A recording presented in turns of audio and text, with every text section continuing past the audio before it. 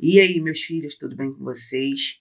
Na sequência de vídeos que vai estar anexado nessa playlist, vocês vão ver várias aulas voltadas para o Enem, aulões que eu lecionei para 2 vestibulandos de medicina, a Júlia e o Gabriel. Então, se você perceber que esse vídeo não está tão direcionado, é porque eu quis gravar com eles para me sentir um pouco melhor em poder falar por tanto tempo, para também poder deixar a gravação aí com vocês, beleza? Então, é isso. Os próximos vídeos vão ser de introdução à ótica, espelhos planos, espelhos esféricos, refração e também olho humano. Eu espero que você goste dessa aula, é voltada totalmente para o Enem, bem batidona, bem corrida, para que você possa assimilar tudo. Então, vou ficando por aqui. Boa aula. Tchau, tchau. A gente vai começar agora a falar de introdução à ótica. E a gente precisa saber o que estuda a ótica, né? Na verdade, a gente está falando de ótica geométrica.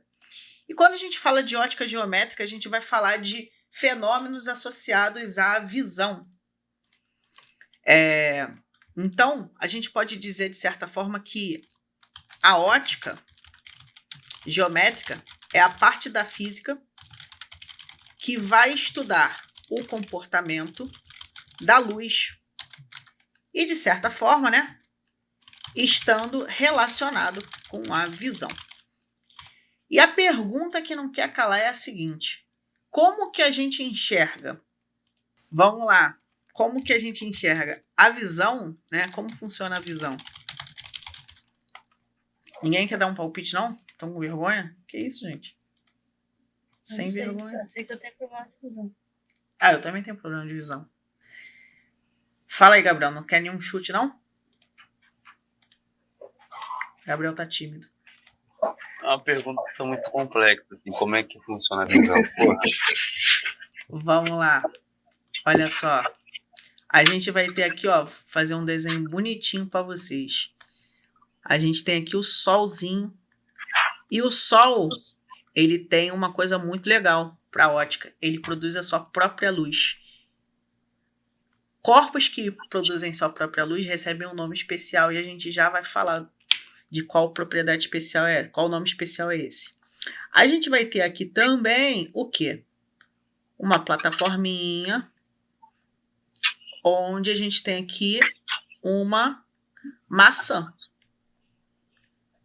A maçãzinha aqui bonitinha. Ela é vermelha e verde se você tem uma visão bonitinha, com todos os cones no lugar. E aqui a gente tem o quê? Uma pessoa, né? Tem o Gabriel aqui olhando para a maçã. O que vai acontecer? De certa forma, o Sol, ele emite ondas eletromagnéticas e a onda eletromagnética que vai ser responsável por a gente enxergar vai ser a luz. Então, a luz ela vai vir, vai bater na maçã, a maçã vai absorver uma parte dessa luz e vai refletir uma outra parte. De modo geral, a gente vai dizer que vai chegar luz vermelha e vai chegar luz verde aqui nos olhos do Gabriel. Quando a gente olha, né, a gente faz um exame aqui, vê de perto o que tem nos olhos do Gabriel, a gente vai perceber que vai existir umas coisas interessantes. Existem 2 tipos de células fotorreceptoras que elas podem ser ativadas, né? Algumas, ou podem ser ativadas todas, em graus de ativação diferentes. Como assim, Luiz? O que você está falando? Existem 2 tipos de célula aqui dentro. Existe uma célula que a gente vai chamar de bastonete, e como eu não sei o formato dela bonitinho, eu estou desenhando num formato de um cotonete mesmo, e tá tudo bem. E a gente vai ter aqui os cones. E aí eu estou desenhando em formato de cone mesmo. Quais são os cones que existem dentro do Gabriel se ele tem uma visão normal? Considerando isso, tá? Aí ele fala para mim que ele é daltônico, aí fica complicado. Mas considerando que ele tem a visão normal... Não, é perfeitinho, perfeitinho. A gente tem aqui, ó, 3 cones. Um cone que que ele reage mais ao comprimento de onda da luz vermelha, então ele é chamado de cone vermelho. A gente vai ter o cone que reage ao comprimento de onda da luz verde. E a gente vai ter o cone que reage melhor ao comprimento de onda da luz azul. Então, os cones, eles têm uma função. Eles vão estar associados justamente à questão das cores. Esse programa ele não gosta muito de mim, né? Eu escrevo cores e eu botou lá coros. Beleza. E aí, a gente tem aqui os bastonetes, tá? Eu vou botar escrito aqui para vocês terem anotado. Bastonete. E para que serve o bastonete? O bastonete ele serve justamente para fazer a iluminação. Fazer iluminação não, porque ele não é uma lanterna. Ele permite que você consiga ter uma sensibilidade maior aos fótons, né, que são as partículas da luz, com muito mais facilidade. Então, uma pessoa que tem bastante bastonete, ela consegue enxergar com facilidade no escuro. Ou seja, ela consegue enxergar por conta dos bastonetes. Os bastonetes que reagem justamente aos fótons, produzindo assim a luminosidade.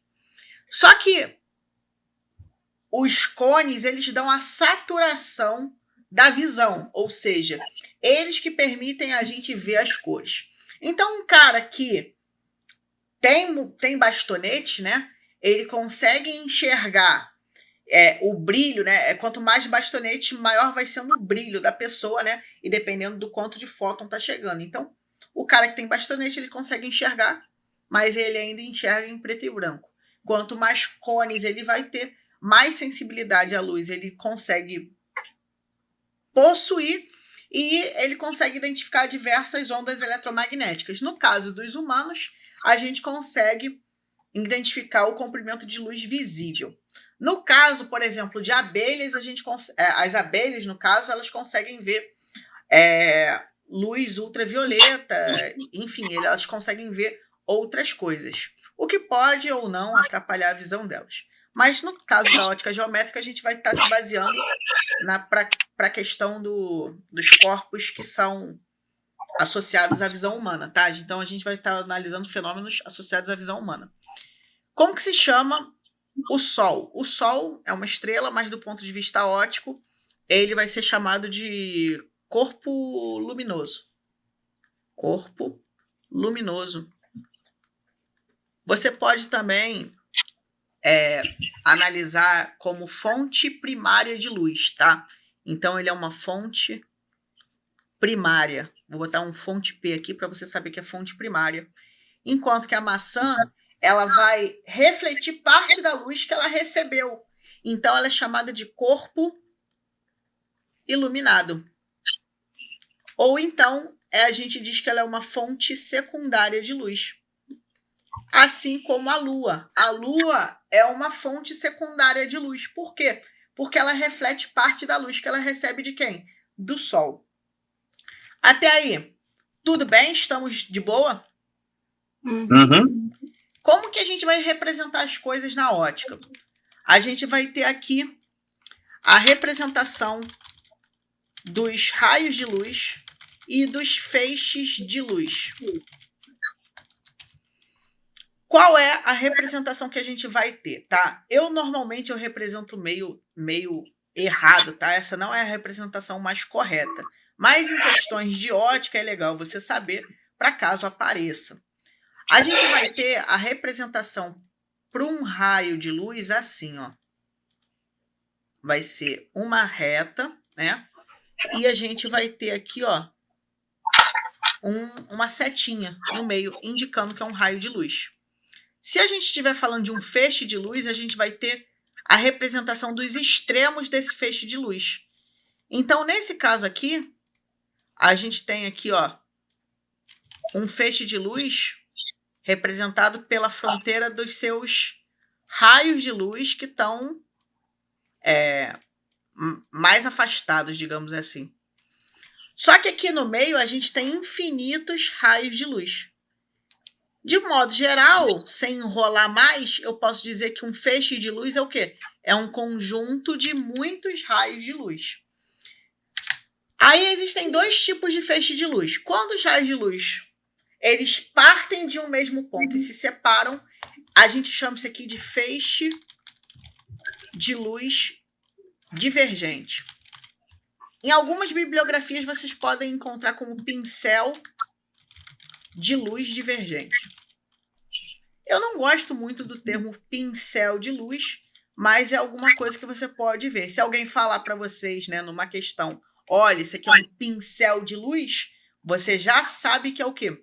Que é um feixe de luz. É um conjunto de raios de luz. E se a gente está falando de um feixe onde os raios de luz saem de pontos diferentes e se encontram no mesmo ponto, né? Se eu tenho algo mais ou menos assim.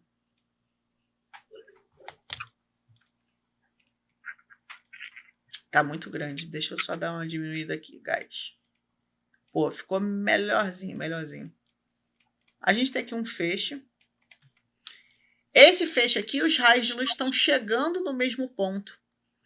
E aí, a gente pode entender que isso aqui é um feixe de luz ou pincel de luz convergente. É isso que a gente precisa saber sobre as nomenclaturas. Nada demais. Alguma dúvida sobre isso? Não. De boa? Então vamos. Vamos falar de meios de propagação da luz. Quais são os meios de propagação da luz? A gente tem 3 tipos de meios: transparente,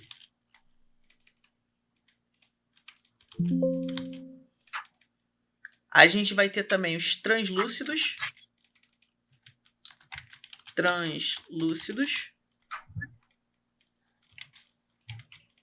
e os opacos.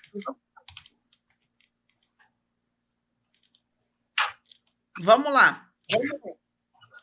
O que é um meio de luz um meio de propagação transparente? No meio de propagação transparente, a luz consegue se propagar por ele de maneira regular, permitindo que o que é visto através desse meio seja visto com nitidez. Essa é a definição para um meio transparente. É uma definição aí que serve para a gente, vai funcionar muito bem. E aí, vou fazer um desenho aqui para a gente poder ver. Eu vou deixar aqui para vocês copiarem, que eu estou ligado que vocês estão copiando. E aí, a gente vai fazer o seguinte, ó.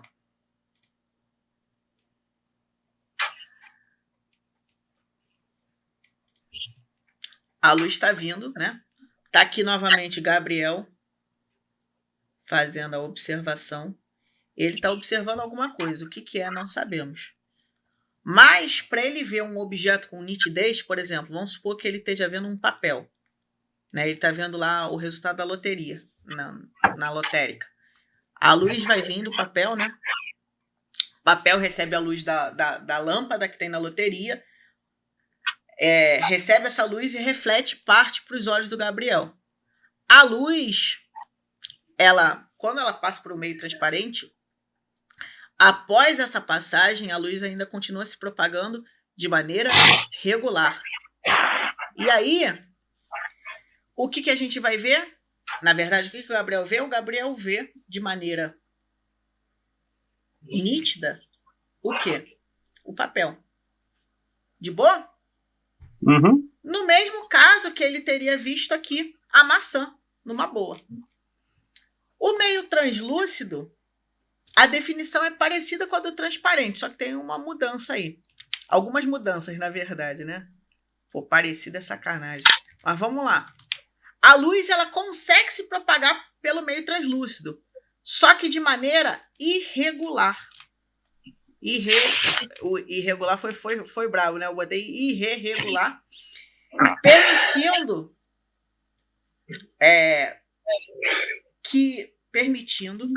que o objeto seja visto, porém, com uma nitidez menor. E esses conceitos, eles são relativos. Então, por exemplo, O gás, por exemplo, é um meio transparente. A água também é um meio transparente, uma camada fina de água. Mas agora, se essa água ela começa a se movimentar, a gente perde a nitidez do que a gente está vendo lá no fundo. Da mesma forma, se a gente tiver uma neblina, né? Um ar mais rarefeito, ou alguma coisa acontecendo ali naquele gás. Então, eles deixam de ser meios transparentes e passam a ser meios translúcidos. Essa questão de ser transparente ou de ser translúcido vai estar associado com o quê? Com você ver alguma coisa nitidamente ou não. Nesse caso aqui, desenhando, né? Vamos supor que o papel que chega aos olhos do Gabriel esteja passando por um vidro, que ele é um vidro todo cheio de poros, ou um vidro todo ondulado. O que vai acontecer se esse vidro é todo ondulado, cheio de rugosidade, cheio de treco? Quando o raio de luz passa por aqui, ó, ele vai sofrer, a luz sofre um caminho maluco, e aí esse raio, ele vai chegar todo embaralhado. O Gabriel até recebe esses raios de luz, só que ele vai ver o seguinte, ele vai ver o papel meio troncho, assim, né? Ele vai ver o papel meio torto, ele não vai ver direito o que está acontecendo. Não vai dar para ler as informações com muita nitidez. Não sei se tem nas escolas ou na casa de vocês vidros ondulados, que aí você tem uma pessoa atrás do vidro, mas você sabe que tem uma pessoa, mas você não consegue identificar quem é. Essa é a questão dos meios translúcidos. E existem os meios opacos. A luz não consegue se propagar em um meio opaco. E aí, nós, paredes, animais, né, a maioria deles, são opacos. Significa dizer o seguinte, então. Vamos imaginar que a gente tem aqui uma parede. E essa parede, ela é uma parede escura.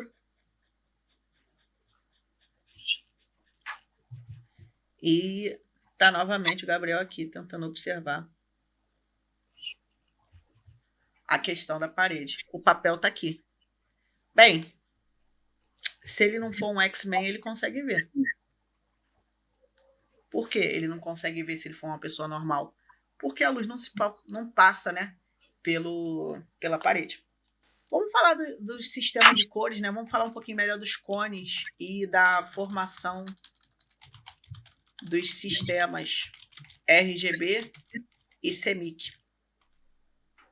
Bem, eu acho que o sistema RGB vocês já sabem o que é. Mas o sistema CMYK, vocês têm alguma ideia do que seja? Não. Eu nunca nem ouvi falar. Nem ouviu falar? Mas isso cai no Enem, por mais doido que pareça. Olha só, sistema CMYK é o sistema ciano, magenta, amarelo e key color, que é o preto. Já vou falar melhor dele. Para isso, a gente vai ter que fazer uma experiência. E aí, experiência mental, no caso, né? Eu não vou ficar fazendo experimento agora, assim, né? Mas vamos lá, a gente tem um quadrado aqui. Esse quadrado ele pode ser pintado de várias cores. E em todos os casos, a gente vai jogar luz branca para esse quadrado, beleza? A gente vai fazer isso uma série de vezes.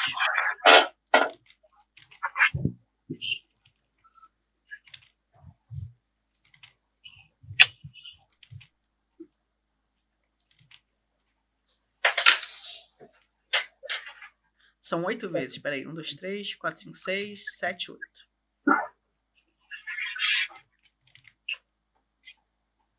Em todas elas, tem uma pessoa olhando, né? Aqui nesse caso, eu vou implicar agora com a Julia um pouquinho. Pô, ficou bonitinho, cara. Vai dizer que não ficou bonitinho? Porra, botando cabelo preto. Ah, teu cabelo é louro, né? Esqueci. Pô, agora ficou na moral, mano. É umas luzes, Julia. Você não vai poder dizer assim, meu Deus, sou 100% loura. Tem umas luzes aí, né? Então, os fios pretos aparecem. Não, não concorda comigo agora não, Gabriel. Isso pode complicar um pouco sua vida. Não concordar com o quê? Não tô concordando com nada. Vamos lá. Vou pintar esses papeizinhos de cores diferentes. O primeiro eu vou pintar de preto, o segundo de branco, o terceiro de vermelho, o quarto de blue, o quinto eu vou pintar de verdola, esse verde aqui bem chamativo, que dói os olhos. O outro eu vou pintar de amarelo, o próximo de ciano, e como eu não sei direito o que é um ciano, eu vou botar essa cor aqui. E o próximo de magenta. Beleza? Show! Suave. Temos aí esse experimento que a gente vai fazer e a gente precisa entender o seguinte. A luz. Do que a luz é composta? Quais são as cores que compõem a luz? Para a gente poder saber isso, né, quais são as cores que compõem a luz, a gente precisa voltar lá no experimento de Newton, né? Newton faz esse experimento em 1800. Faz em uma época lá, quando ele estava lá sozinho, na época da peste negra. Não lembro exatamente qual foi a data, 1700, 1800. Perdão aí para quem sabe a data. Mas ele consegue decompor a luz e ele consegue ver do que a luz era formada com um prisma, né? E aí, as cores que a luz são formadas, que compõem a luz, né? Elas são 7. E elas podem ser escritas pelo palíndromo Vavá. Palíndromo é uma palavra que de frente para trás e trás para frente ela é escrita da mesma forma. Tem 3 V's e 4 A's, tá? Para dar 7 letras, 7 cores, 7 letras. Vamos lá. A primeira cor vai ser o vermelho. A segunda vai ser o alaranjado. Esse aqui, o alaranjado, é meio forçado, né? Para dar certinho a parada. A terceira cor é o amarelo. Eu vou botar o amarelo de laranja. Vou botar de preto o amarelo. Amarelo. A quarta cor é o verde. A quinta cor é o anil. Deixa eu botar aqui um anil bonito. Vou botar um anil de azul clarinho. Anil, Luiz. A outra é o azul. E a outra é o violeta.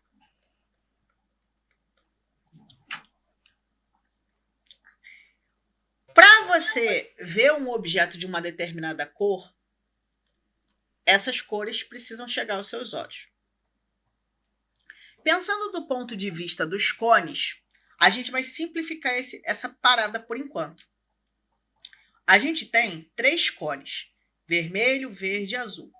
Então, eu vou pensar na formação das outras cores com base nas cores que ativam mais esse cone, beleza? Porque o que pode acontecer? Esse papelzinho amarelo, ele pode jogar luz amarela para você, direto. Mas se ele jogasse luz vermelha e verde, também daria o mesmo resultado. E aí, como eu quero pensar numa composição de cores, eu vou pensar só nas 3 cores principais. Quais? Vermelho, verde e azul. Beleza? Vamos lá.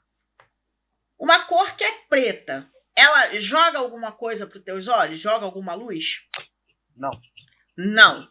Então, nenhum cone é ativado. Legal. Quais cores são absorvidas, então? Todas, né?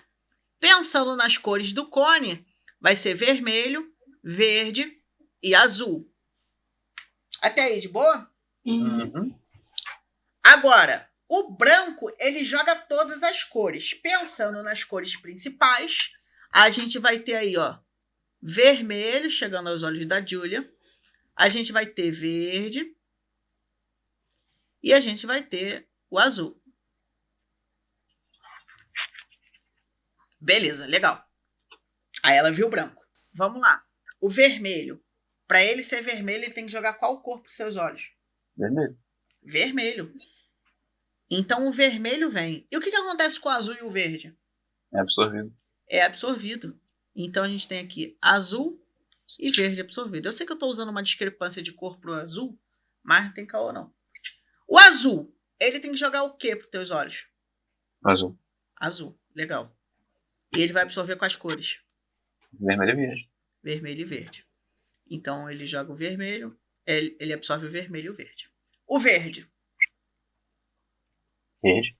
ele joga verde, absorve quais? Azul e vermelho. Azul e vermelho. Agora a gente tem o amarelo. O amarelo ela é uma cor secundária pensando no sistema de cores associadas à luz. Eu já vou falar melhor dele. Quais luzes eu tenho que misturar para dar o amarelo? Pensando nas luzes vermelho, azul e verde. Verde e amarelo? Então, sim, o amarelo tem que ser o resultado, mas de quais outras cores? Quais outras cores eu tenho que misturar? Ó a arte, ó a aula de arte vindo. Ó, beleza, eu tenho que jogar verde, mas qual outra cor eu jogo junto com o verde? Azul ou vermelho que dá amarelo? Tá, meu Deus do céu. É o azul? Não ideia. O amarelo. Ah, amarelo não. Ih! Ó, Fala o já. vermelho. A gente tem que jogar o vermelho para dar amarelo. Então você ativa um pouco o cone verde e o cone vermelho para ter o amarelo, mas você não ativa eles, né? A diferença entre o laranja e o amarelo para os nossos olhos é a seguinte: os dois recebem luz verde e luz vermelha. Só que, por exemplo, no caso do amarelo, uma das cores é ativada com menos intensidade. O verde é ativado com menos intensidade. Quando o verde é jogado com mais intensidade, você tem o amarelo. Menos intensidade, você tem o laranja. E aí, a gente tem absorvido quem? Azul, né? Aqui, o ciano. Quais são as cores que a gente tem que jogar? Verde e azul. E azul. Verde e azul. Agora sim. E aí, a gente absorve quem? O vermelho.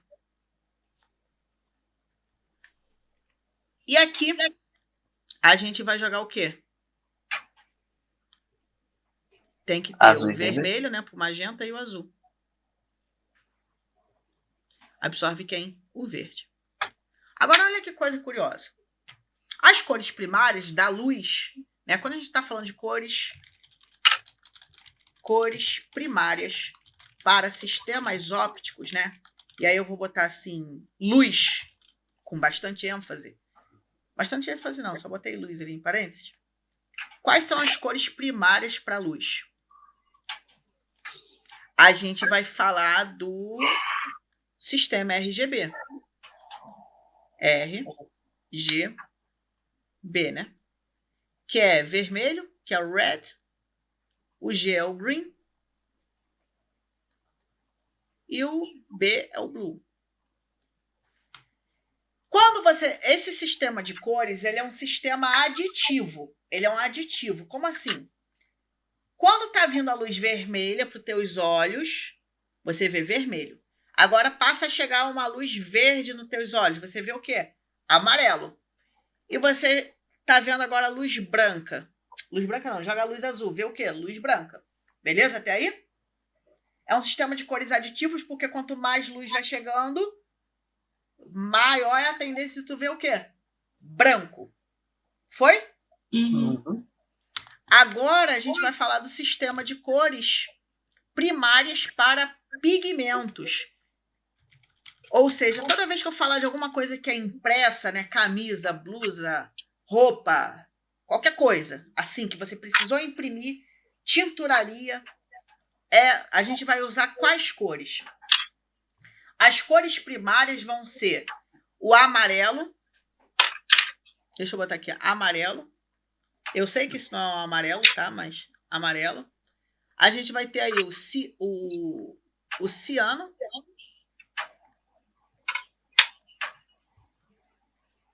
E a gente vai ter aí o magenta, né? Pô, aqui o negócio disse que é ameixa escuro. Vou botar esse rosinha aqui. Não é bem essas cores, né? Eu queria uma cor mais ou menos como essa, mas não teve. Enfim, são essas três cores aqui que compõem o sistema de cores CMYK. e o preto. Esse sistema de cores, ele é conhecido como sistema de cores subtrativas. Mas por que esse é o sistema de cores primário para luz? Para luz não, para pigmentos. Vamos lá, olha só, porque quando eu estou misturando amarelo, quais luzes chegam aos teus olhos? Vermelho e verde. Vermelho e verde. Só que quando eu misturo amarelo, olha só, o amarelo ele absorve só o azul. Se eu misturar o amarelo com ciano, qual cor dá? Branco? Calma, não. Pensando em tinturaria, o amarelo ele não absorve o azul?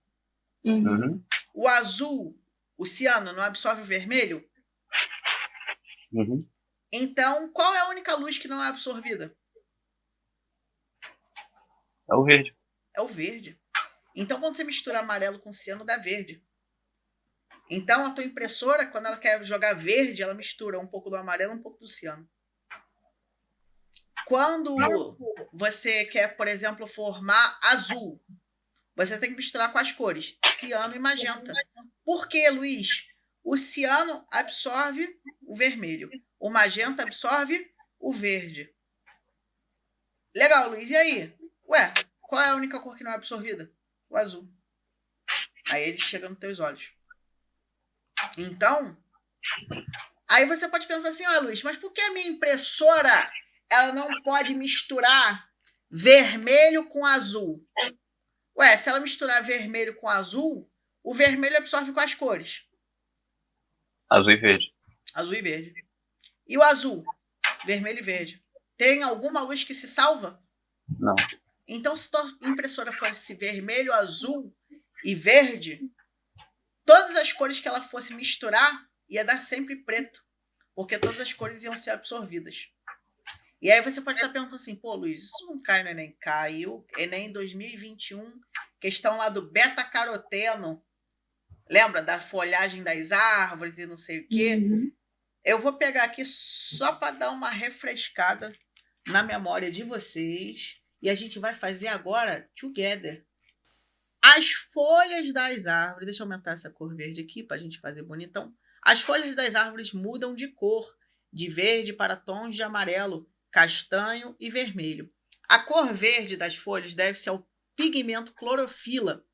Nas plantas de folhas caducas, a produção de clorofila diminui e o tom verde desvanece, tadinho, permitindo assim que outros pigmentos, como o caroteno, de coloração amarelo alaranjado, vamos deixar isso aqui em destaque, porque a gente vai precisar disso, e a antocianina, de tons avermelhados, passem a dominar a tonalidade das folhas. A coloração observada se dá em função da interação desses pigmentos com a radiação solar.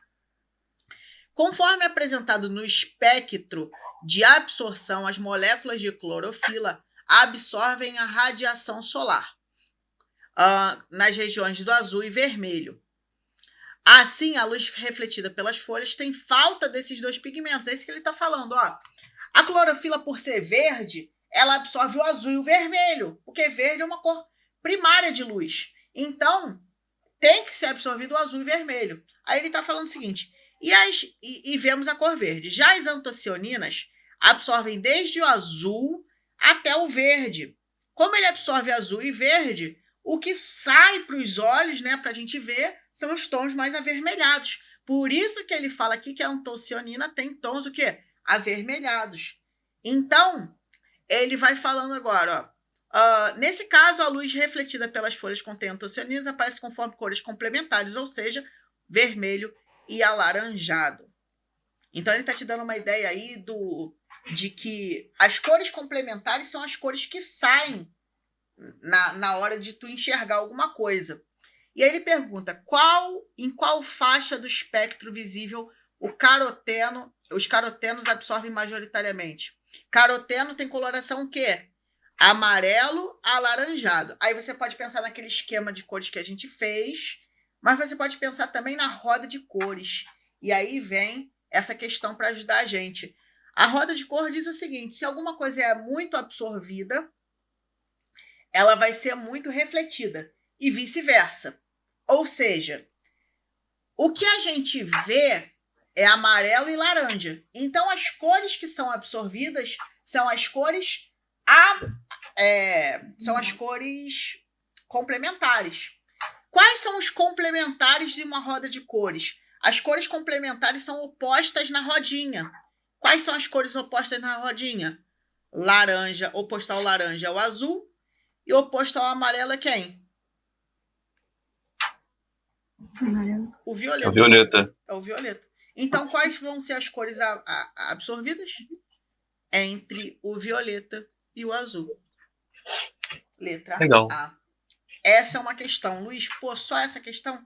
Tem uma questão que ela é... Eu acho ela ruim, tá? Mas aí vai da coisa de cada um, que é a questão do... Essa questão. Já fizeram? Uhum. Essa Já. questão aí é abençoada, pô. Não tem jeito. Vamos lá. Vou fazer só ela e aí a gente continua com a brincadeira. Muitos primatas, incluindo nós humanos, possuem a visão tricromática, ou seja, tem 3 cones. Tem 3 pigmentos visuais na retina sensíveis à luz de uma determinada faixa de comprimento de onda. Legal. Informalmente, embora os pigmentos em si não possuam cor, estes são conhecidos como pigmentos azul, verde e vermelho e estão associados à cor que causa grande ativação. A sensação que temos ao observar um objeto colorido decorre da ativação relativa dos 3 pigmentos, ou seja, se estimulássemos a retina com uma luz na faixa de 530 nanômetros, não excitaríamos o pigmento azul. O pigmento verde seria ativado ao máximo e o vermelho seria ativado em 75%. Isso nos daria a sensação de ver uma cor amarelada, ou seja, quando você tem um pouquinho de vermelho e muitão de verde, você vai ter um amarelo. E aí ele fala, né? Já uma luz na faixa do comprimento de onda de 600 nanômetros estimularia o verde um pouco e o vermelho em cerca de 75%. Isso nos daria a sensação do laranja avermelhado, ou seja, quando você tem muito vermelho e pouco verde, o tom já fica um pouco mais alaranjado. No entanto, há características genéticas presentes em alguns indivíduos conhecidas coletivamente como daltonismo, em que um ou mais pigmentos não funcionam perfeitamente. Então, o cara que tem daltonismo, a visão dele em relação aos cones é um pouco prejudicada. De que maneira? Às vezes o cone não ativa 100%, ou às vezes ele não tem o cone mesmo. Então, ele não vai ver de jeito nenhum aquela cor. Mas aí é um daltonismo mais severo, né? E aí ele fala, caso estimulássemos um indivíduo com essa característica que não possuísse o pigmento conhecido como verde, então, ele não tem o verde. Ele só reage a quê? Ao vermelho e ao azul, beleza? Uhum. Com as luzes de 530 a 600 na mesma intensidade, esse indivíduo seria incapaz de quê? Vamos lá. As cores que ele falou no enunciado são o amarelo e o laranja, né? O amarelo, se vocês lembram bem, ele ativa 100% de verde e 75% de quê? Vermelho. De vermelho. O laranja, ele ativa 25% de verde. Não foi isso que ele falou? Foi. Estimularia o pigmento um pouco, né? Mas no gráfico, esse comprimento de onda, se a gente bater no gráfico aqui, o verde é esse tracejado aqui, ele ativa menos do que 50%. Então, jogando aí na brincadeira, o laranja ativa 25% do verde e 75% do vermelho. Uma pessoa normal, ela vai ver essas cores numa boa. Só que o que acontece com o cara que é daltônico? O cara que é daltônico, ele vai receber as cores, ele vai receber as luzes. Só que qual cone vai ativar? Só o vermelho. Luiz, por que o cone verde não ativa? Porque ele não tem um cone verde, pô. Então, isso aqui não acontece. Ele vai receber o estímulo. Só que pela falta de cone, ele acaba vendo a mesma coisa. Ele não sabe diferenciar amarelo de laranja. Beleza até aí?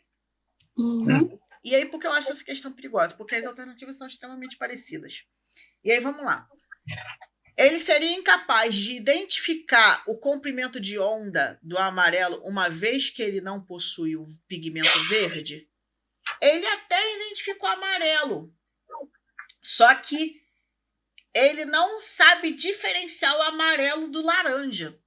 E essa é uma questão, pô, eu sou, sei lá, eu sou muito contra essa questão, mas eu tô fazendo ela. Mas, enfim, sou muito contra ela por conta desses termos que ele usa, né? Identificar. O cara recebe a luz, só que não ativa o cone. Às vezes a luz amarela chega no olho do cara, só que não estimula o cone verde. Então, a letra A, ela é um pouco incorreta. A letra B fala: ver o estímulo de comprimento de onda laranja, pois não haveria estimulação de um pigmento visual. Pô, tem a estimulação de um pigmento visual, né? O erro daqui está dizendo não haveria estimulação de um pigmento visual. Tem. O pigmento vermelho é um pigmento visual e ele é estimulado. Então, a letra B também está zoada. Letra C, detectar ambos os comprimentos de onda, uma vez que a estimulação dos pigmentos está prejudicada. Pode ser, vamos ver. Letra D, visualizar o estímulo do comprimento de onda roxo. O que isso tem a ver, mané?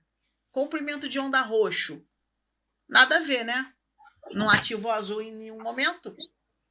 E o E fala: distinguir dois comprimentos de onda, pois ambos estimulam o pigmento vermelho na mesma intensidade. Gabarito, letra E. A letra C, ele fala de detectar, ele vai até detectar, ele enxerga essa luz, ele sabe que está vindo alguma cor. Só que ele fala, né, a estimulação dos pigmentos, na verdade é um pigmento só que está prejudicada, que é o pigmento verde. Então ele consegue detectar. Então essa aqui envolve um pouco mais de interpretação do que qualquer coisa no meu ponto de vista, tá? Não sei se vocês discordam ou concordam com isso, mas no meu ponto de vista essa questão ela é meio estranha por conta dessas coisas aí. Mas e aí, foi? Foi. Alguma pergunta, Foi. Gabriel? Foi? Tranquilo. Tranquilo? Então vamos lá. Princípios de propagação da ótica geométrica. Vocês sabem quais são os princípios? Mas se você puder dar uma refrescada aí na minha mente. Princípio de propagação retilínea da luz. O que esse princípio diz? Vamos lá. Esse tá de boa, gente. Que isso? Isso é chuchuzinho. Vamos lá. Princípio de propagação retilínea da luz. A luz se propaga em linha reta toda vez que ela estiver em um meio homogêneo e transparente. Foi até aqui? Então, se eu tenho um meio transparente e um meio homogêneo, eu posso garantir que a luz vai se propagar em linha reta. Quais são os exemplos que vão envolver esse princípio? Os exemplos são os seguintes. A gente vai ter... Deixa eu botar aqui o exemplo de vermelho. A gente vai ter, com esse princípio, a questão da sombra e da penumbra. O que é sombra e penumbra? Sombra e penumbra são regiões que podem ou não conter luz. No caso da sombra, é uma ausência total de luz. E no caso da penumbra, ela vai ser uma presença parcial de luz. Como que a gente pode entender isso e relacionar com o princípio de propagação retilínea da luz? Vamos pensar que a gente tem uma fonte pontual, uma fonte bem pequenininha de luz, e ela está emitindo luz. Então, a gente tem aqui, ó, uma fonte de luz. Eu tenho um objeto, um determinado objeto, que eu vou colocar aqui, ó, deixa eu colocar de preto. E além desse objeto, a gente vai ter aqui alguma coisa que a gente vai poder projetar a sombra desse objeto. Deixa eu ver. Tá bom assim. E aí, vamos lá. Essa fonte pontual, ela vai emitir luz. E quando ela emite luz, o raio de luz, né, o feixe de luz que sai dela, vai bater e passar aqui, ó. Deixa eu dar uma diminuída nisso aqui para ficar bonitinho. Pronto. Vai bater e no limite vai chegar até aqui. E o outro raio de luz, né? Ele vai passar por aqui, ó. E bater nessa parte. De modo geral, a gente vai ter aqui uma região de sombra que vai ser formada. Por que, Luiz, essa região de sombra que vai ser formada? Os raios de luz que vêm daqui e vão batendo nesse obstáculo, eles não passam pelo obstáculo. Esse obstáculo é opaco. E aí, a gente vai ter uma região aqui que ela vai ser uma região totalmente sem luz. Então, essa região aqui, ela é uma região o quê? De sombra. Essa região aqui, ó, essa parte aqui, deixa eu botar de preto para ficar um pouco mais condizente. Ela é uma região que não recebe raio de luz. Então, volto a dizer novamente que é uma região de sombra. E essa região aqui, ó, o restante da parede, ela recebe os raios de luz. Então, ela é uma região o quê? Iluminada. Foi até aqui? Isso aqui é o exemplo para a gente falar de sombra. E lembrando que isso aqui é uma fonte pontual de luz.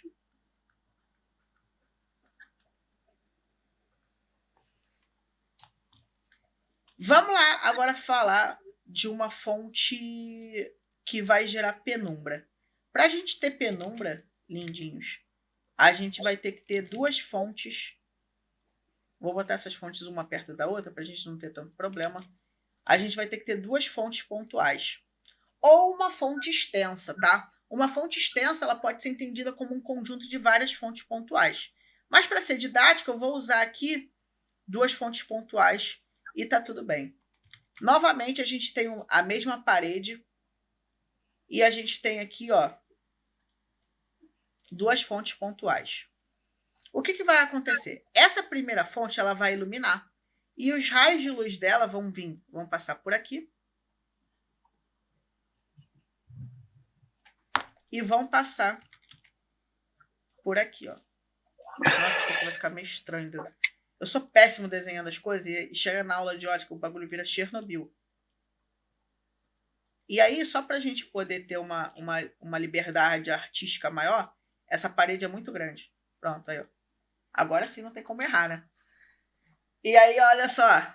Deixa eu dar uma aumentada maior aqui para a gente poder sacar a ideia.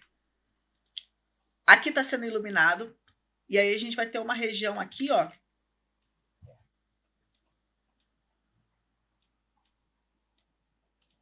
Pô, isso aqui ficou bem horroroso, né? Tudo bem. A gente vai ter uma região aqui, ó, que não recebe esses raios de luz, tá? Dessa fonte. Mas se eu for pegar essa outra fonte, eu vou fazer os raios de luz dela com uma outra cor. A gente vai ter algo... Porra, isso aqui ficou muito horroroso, cara. Pensa numa parada que ficou muito feia. É isso aqui.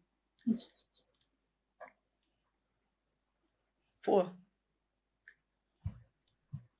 Bem horroroso. Mas tá bom. Não tem problema não. A gente tem os raios de luz que eles vieram, bateram aqui e bateram aqui. Aí a gente vai ter uma outra região. Eu vou fazer essa região de azul, peraí. Que aí a gente consegue entender. Essa região de azul é a região que não recebe os raios de luz por quem? Pela fonte que emite os raios de luz azul.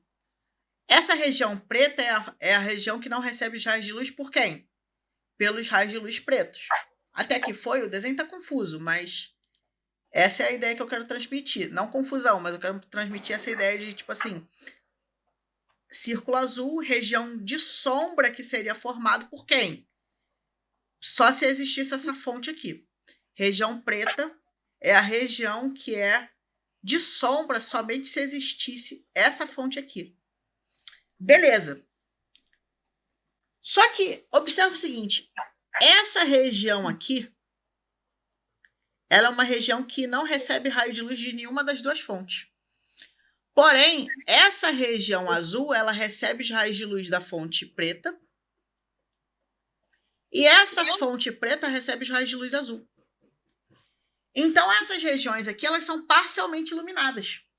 Se elas são parcialmente iluminadas, elas são regiões de quê? De penumbra. E a região totalmente escurecida é uma região de sombra. Beleza? O desenho tá dos melhores? Não tá dos melhores. Eu quis fazer meio 2D, mas acabou que ficou um lixo. Isso aqui. Geralmente eu faço isso aqui em 1D só para não ter problema, mas é que sim. Tá bom, né? Não é o ideal, mas acontece. Foi? Deu? Dá para sacar? Ó, pensando Sim. Ó, só para me retificar um pouquinho, pensando se fosse uma lâmpada meio assim, tá? E um objeto pequenininho e aqui uma fonte um pouquinho maior, o que aconteceria seria algo mais ou menos assim, ó. O raio de luz vem aqui, bate aqui. E o raio de luz vem, bate aqui. É o mesmo caso que a gente está olhando, só que para um sistema mais simplificado. O outro raio de luz vem daqui, bate aqui. E outro raio de luz vem daqui, bate aqui.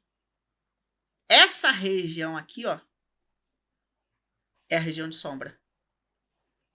Essas outras duas regiões, ó, essa aqui e essa aqui, são regiões de quê? Penumbra. É isso que eu queria dizer. Ficou um pouquinho melhor esse desenho mais unificado aí, mais bonitinho.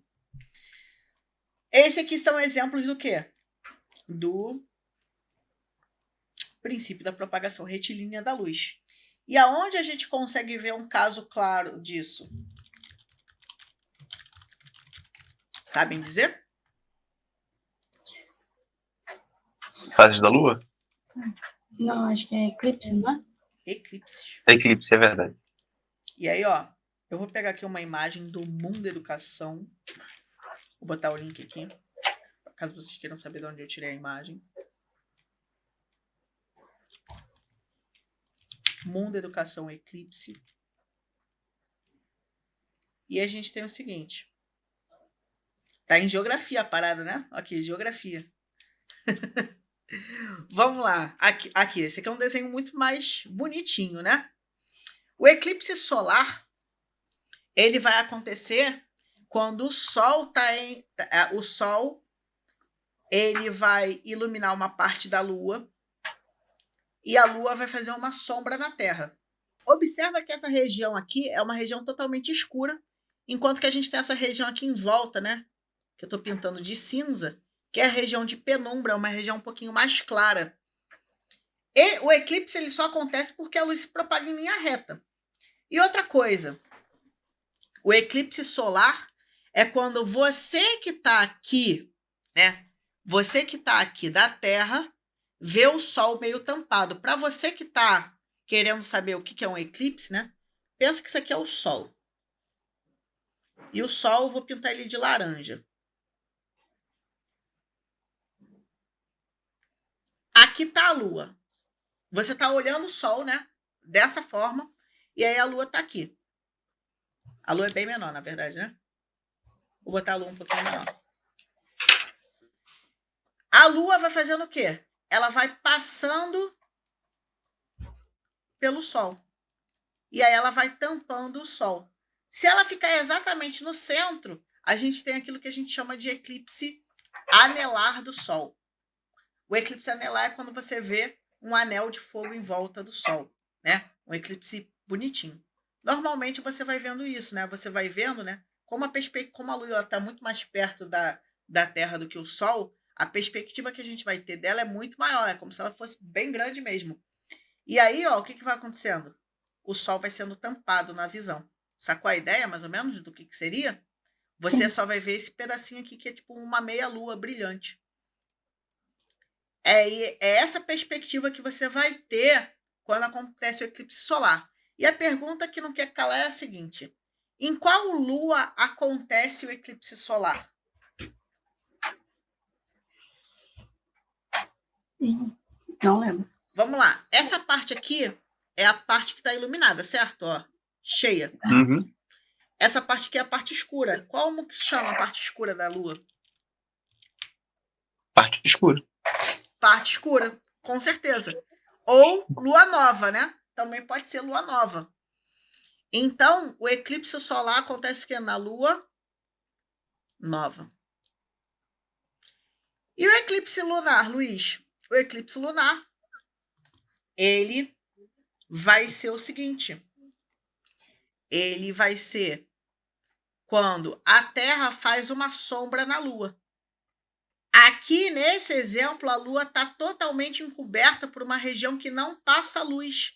Então, a Lua vai estar no eclipse total, né? Numa região total de sombra. Se a Lua tivesse aqui, ó, fazer o desenho. Se a Lua tivesse aqui, ela ia estar numa região de penumbra.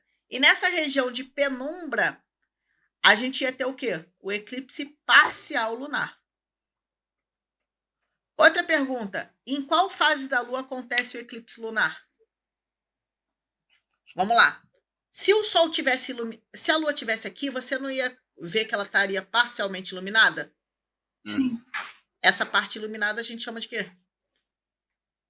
Você está olhando aqui, tá? Você está aqui na Terra, tá? Tem que pensar nisso. Esse é você vendo a Terra.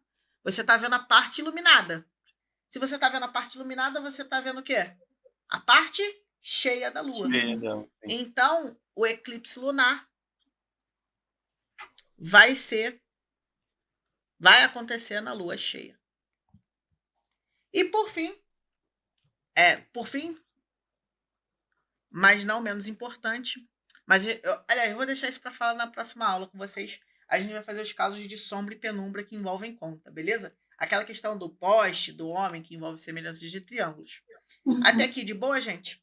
Que bom. Tranquilo. Então é isso. E aí, gostou desse vídeo? Então, se você puder, eu peço que você dê um like, se inscreva aqui no canal. Isso me ajuda bastante e me motiva a continuar produzindo mais vídeos. Então, desejo a você uma ótima semana, bons estudos e até a próxima. Tchau, tchau.